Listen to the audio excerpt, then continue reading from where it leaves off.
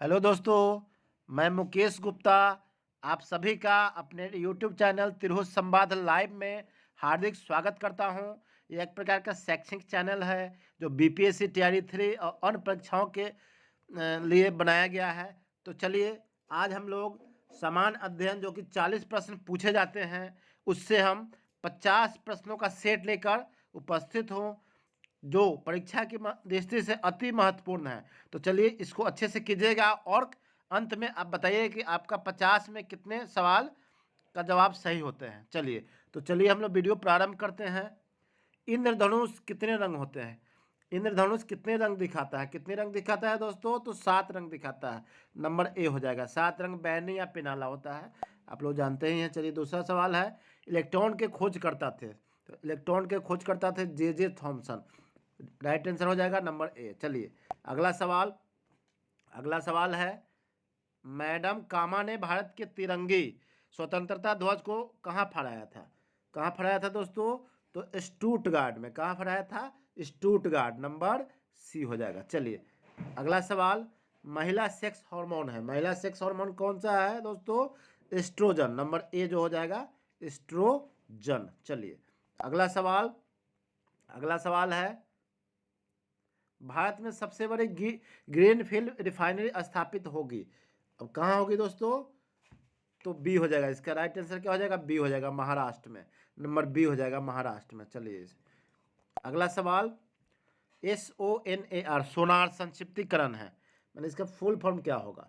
इसका सोनार का full form हो जाएगा नंबर डी हो जाएगा, साउंड नेविगेशन और रेजिंग का। चलिए नंबर डी इसका राइट आंसर हो जाएगा। चलिए अगला सवाल है, द पैराडॉक्सिकल प्राइम मिनिस्टर नामक पुस्तक के लेखक कौन है? तो इसके लेखक है दोस्तों शशि थरूर। नंबर बी हो जाएगा, नंबर बी शशि थरूर। चलिए अगला सवाल, नामदफा नेशनल पार्क किस राज्य में स्थित है? तो नामदफा नेशनल पार्क जो है हमारा अरुणाचल प्रदेश में स्थित है, अरुणाचल प्रदेश। नंबर सी हो जाएगा राइट आंसर। चलिए अगला सवाल है, अदरक तना है जड़ नहीं क्योंकि? इसमें क्या होता है दोस्तों? नंबर बी होगा। नंबर बी क्या होगा? इसमें नोड और इंटरनोड होते हैं। इसका नहीं है, अदरक तना है जड़ नहीं है। चलिए अगला सवाल है, इसमें से निम्न में से सबसे मीठी चीनी है, इसमें से मीठी चीनी कौन सी है दोस्तों? तो नंबर ए हो जाएगा फ्रुक्टोज। फ्रुक्टोज जो है मीठी चीनी है। चलिए अगला सवाल है, लौंग एक मसाला पौधे के किस भाग से प्राप्त होता है? तो लौंग पौधे के किस भाग से प्राप्त होता है दोस्तों? तो नंबर डी हो जाएगा, फूल की कली। फूल की कली से लौंग प्राप्त होता है। लौंग जो है एक मसाला है जो कि पौधे के फूल की कली से प्राप्त होता है। चलिए अगला सवाल, छोटे उपग्रह को प्रक्षेपित करने के लिए कहाँ स्पेसपोर्ट विकसित किया जा रहा है? तो कहाँ किया जा रहा है दोस्तों? तो ये तमिलनाडु हो जाएगा। नंबर बी जो है वो तमिलनाडु हो जाएगा। चलिए अगला सवाल है, पिग्मी पोसम निम्न में से किस क्षेत्रों में पाया जाता है? तो इस किस क्षेत्रों में पाया जाता है? तो इसका राइट आंसर हो जाएगा नंबर बी, अल्पाइन क्षेत्र में। क्या हो जाएगा? नंबर बी, अल्पाइन क्षेत्र में। चलिए अगला सवाल, मांसपेशियों में दर्द के उपचार में उपयोग किया जाने वाला विकिरण कौन सा है? तो इसका राइट आंसर हो जाएगा दोस्तों नंबर ए, इंफ्रारेड। इंफ्रारेड हो जाएगा, नंबर ए इंफ्रारेड। चलिए अगला सवाल है, जयकवाड़ी बांध निम्नलिखित में से किस राज्य से संबंधित है? तो जयकवाड़ी बांध जो है ये क्या हो जाएगा? महाराष्ट्र से संबंधित है। कहाँ से संबंधित है दोस्तों? महाराष्ट्र से। नंबर ए इसका राइट आंसर हो जाएगा। चलिए अगला सवाल, गर्म करने पर एक अर्धचालक का प्रतिरोध, गर्म करने पर कोई चीज़ गर्म जो करते हैं तो उसका प्रतिरोध जो हो जाता है क्या हो जाता है? नंबर बी, घट जाता है। प्रतिरोध क्या होता है? घट जाता है। नंबर बी राइट आंसर होगा। चलिए अगला सवाल, डिप्थीरिया रोग से ग्रस्त होता है, डिप्थीरिया जो रोग होता है वो कौन सा अंग हमारा प्रभावित होता है? तो ये गला हो जाएगा। तो आप देखते होइए बचपन में जो है छोटे बच्चे को डिप्थीरिया की ये क्या होता है, सुई दी जाती है, इंजेक्शन दिया जाता है टीका बोलते हैं उसको, है ना, वो दिया जाता है। चलिए अगला सवाल, दक्षिण अफ्रीका से लौटने पर गांधी जी ने प्रथम सत्याग्रह डैश में शुरू किया था। कहाँ पर शुरू किया था दोस्तों? तो चौरी चौरा में शुरू किया था। कहाँ शुरू किया? सॉरी, ये चंपारण में शुरू किया था। चंपारण नंबर सी हो जाएगा। ये दक्षिण अफ्रीका से लौटने के बाद गांधी जी ने प्रथम अपना सत्याग्रह जो है चंपारण में शुरू किया था, जो रामचंद्र शुक्ल के राजकुमार शुक्ल के बुलावे पर वो पूर्वी चंपारण गए थे और वहाँ जो है तिनकठिया जो पद्धति थी अंग्रेजों द्वारा जो थी वो पद्धति इजाद की गई थी, जो कि 20 कट्ठा में 3 कट्ठा में नील की खेती करना अनिवार्य कर दिया गया था। और नील की खेती होने के कारण वो जमीन जो होती थी कुछ सालों के बाद बंजर हो जाती थी। तो इसी को ख़त्म करने के लिए, उसी सत्याग्रह के लिए गांधी जी वहाँ चंपारण जो है वो गए थे और वहाँ प्रथम सत्याग्रह जो है वो चंपारण की धरती से शुरू किए थे। चलिए, चंपारण बिहार। चलिए अगला सवाल, प्रतिध्वनि। प्रतिध्वनि ध्वनि तरंगों के डैश के कारण उत्पन्न होते हैं। तो किस कारण उत्पन्न होते हैं दोस्तों? तो इसका हो जाएगा right answer number B. Number B हो जाएगा, नंबर बी हो जाएगा, अवशोषण। नंबर बी हो जाएगा, अवशोषण के कारण उत्पन्न होता है। चलिए अगला सवाल, बाल गंगाधर तिलक का जन्म कहाँ हुआ था? तो बाल गंगाधर तिलक का जन्म जो है वो महाराष्ट्र में हुआ था। एक बात और दोस्तों, ये बाल गंगाधर तिलक जो थे गर्म दल के नेता थे, लाल बाल पाल में से एक थे। और ये जो थे इन्होंने महाराष्ट्र में गणपति उत्सव का प्रारंभ इन्हीं के समय में हुआ था, इन्हीं के द्वारा हुआ था। चलिए अगला सवाल है 1774 में सर्वोच्च न्यायालय को किस शहर में फोर्ट विलियम में शीर्ष न्यायालय के रूप में स्थापित किया गया था? तो कहाँ पर किया गया था दोस्तों? तो नंबर डी हो जाएगा, कोलकाता। नंबर डी क्या हो जाएगा? कोलकाता। चलिए अगला सवाल, निम्न में से कौन सा नृत्य मध्य प्रदेश की एक नृत्य शैली है? कौन सा है दोस्तों? तो नंबर सी हो जाएगा। नंबर सी क्या है? माचा। माचा जो है वो नृत्य शैली जो है ये मध्य प्रदेश की है। चलिए नंबर सी इसका राइट आंसर हो जाएगा। चलिए अगला सवाल, अमर्त्य सेन को किस लिए नोबेल पुरस्कार मिला था? अमर्त्य सेन को अर्थशास्त्र के क्षेत्र में, अर्थशास्त्र विषय में इनको नोबेल पुरस्कार मिला था। चलिए अगला सवाल, भारत में विज्ञान दिवस 28 फरवरी को मनाया जाता है। इस दिन क्या हुआ था दोस्तों? तो इस दिन जो थे वो रमन प्रभाव प्रकाशित हुआ था। डॉक्टर सीवी रमन का ये अथी था, बहुत बड़ा खोज था, वो प्रकाशित हुआ था। इसी कारण से 28 फरवरी को विज्ञान दिवस प्रतिवर्ष मनाया जाता है। चलिए, दौड़ लगाते समय मनुष्य का रक्तचाप यानी बीपी क्या होता है? ब्लड प्रेशर क्या हो जाता है? बढ़ता है, घटता है, क्या होता है? दौड़ लगाते समय हमेशा क्या होता है? बढ़ता है, हमेशा बढ़ता है। ठीक। अगला सवाल, निम्न में से कौन बिहार में अनुसूचित जाति नहीं है? निम्न में से कौन सी अनुसूचित जाति नहीं है? ठीक है, तो ये पासवान तो है, मान जी अनुसूचित जाति नहीं है। ठीक है, ये भी नहीं है, ये क्वेश्चन गलत लग रहा है रविदास, ये क्वेश्चन गलत है दोस्तों। ठीक है, चलिए अगले सवाल पर हम लोग बढ़ते हैं। चलिए, यह कथन किसका है कि जब एक वर्ग लगभग पूर्ण रूप से वंशानुक्रमण पर आधारित होता है तब उसे हम जाति कहते हैं। यह कथन किसका है दोस्तों? तो यह कथन जो है वो नंबर ए चार्ल्स कूले का है। चार्ल्स कूले का है, नंबर ए जो हो जाएगा राइट आंसर हो जाएगा। चलिए, चार्ल्स कूले। चलिए अगला सवाल, किस वर्ष बाल श्रम पर एक राष्ट्रीय नीति बनाई गई थी? तो नंबर ए हो जाएगा इसका राइट आंसर 1986 ईस्वी में बाल श्रम पर एक राष्ट्रीय नीति बनाई गई थी। चलिए अगला सवाल है, किस वर्ष संसद में 3 तलाक बिल पास हुआ था? कब पास हुआ था दोस्तों? तो 2017 में पास हुआ था। नंबर बी इसका राइट आंसर हो जाएगा। नंबर बी, 3 तलाक बिल कब पास हुआ था? 2017 में पास हुआ था। चलिए, उस समय प्रधानमंत्री कौन थे? तो श्री नरेंद्र मोदी थे। चलिए अगला सवाल, उस विकल्प का चयन करें जो 5वें शब्द से उस प्रकार संबंधित है जिस प्रकार दूसरा शब्द पहले शब्द से और चौथा शब्द तीसरे शब्द से संबंधित है। यानी इसमें ये रीजनिंग का सवाल है दोस्तों। ये तो जो पिच है, जो पहला जो ये दिया हुआ पिच जो है क्रिकेट है, यानी क्रिकेट जो है वो पिच पर खेला जाता है, बैडमिंटन जो है कोर्ट में खेला जाता है, और रिंग में क्या खेला जाता है? यानी मुक्केबाजी जो है वो रिंग में खेला जाता है। मुक्केबाजी जो है रिंग में, यानी मुक्केबाजी। नंबर सी हमारा राइट आंसर हो जाएगा। चलिए, इस तरह का क्वेश्चन भी रीजनिंग से पूछा जाते हैं। चलिए, बंगाल की खाड़ी में समुद्री डकैती हेतु हुगली का उपयोग कौन करता था? तो कौन करता था दोस्तों? ये पुर्तगाली लोग करते थे। नंबर सी इसका राइट आंसर हो जाएगा। चलिए अगला सवाल, ठगों का उन्मूलन किसके नेतृत्व में हुआ था? तो ठगों का उन्मूलन जो था वो captain Sleeman, captain Sleeman, right answer हमारा नंबर बी हो जाएगा, कैप्टन स्लीमन के नेतृत्व में हुआ था। चलिए अगला सवाल, धन का अपवहन सिद्धांत का निरूपण किसने किया था? किसने किया था दोस्तों? तो इसका राइट आंसर क्या हो जाएगा? नंबर ए हो जाएगा, दादा भाई नौरोजी। तो दादा भाई नौरोजी, ये the great old man of India भी बोला जाता है दादा भाई नौरोजी को। चलिए अगला सवाल, धान की खेती के लिए ठीक जलवायु है, धान की खेती के लिए ठीक जलवायु जो है कौन सा है?